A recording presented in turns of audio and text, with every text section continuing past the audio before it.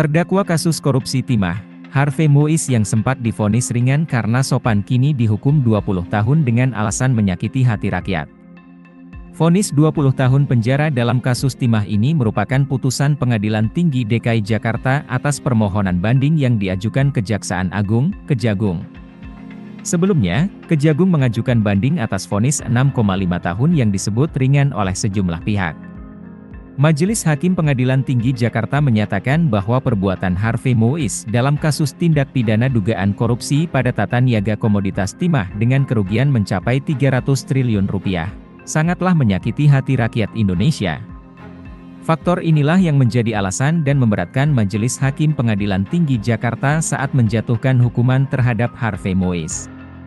Ketua Majelis Hakim Pengadilan Tinggi Jakarta, Teguh Haryanto mengatakan, korupsi itu Harvey Mois lakukan sementara masyarakat sedang mengalami kesulitan ekonomi.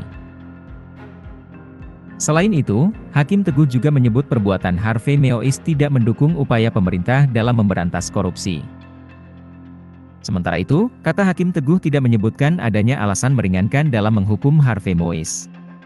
Hakim Teguh kemudian memutuskan memperberat hukuman Harvey Mois dari 6,5 tahun menjadi 20 tahun penjara.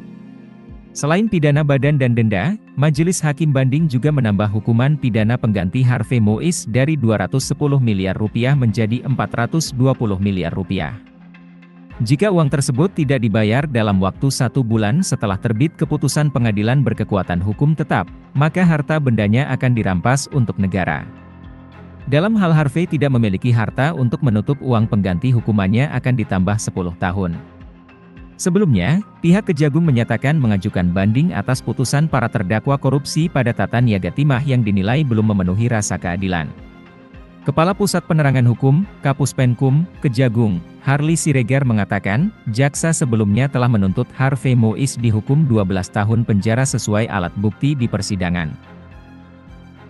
Namun, suami aktris Sandra Dewi itu hanya dihukum 6,5 tahun penjara dalam perkara korupsi yang merugikan negara 300 triliun rupiah tersebut.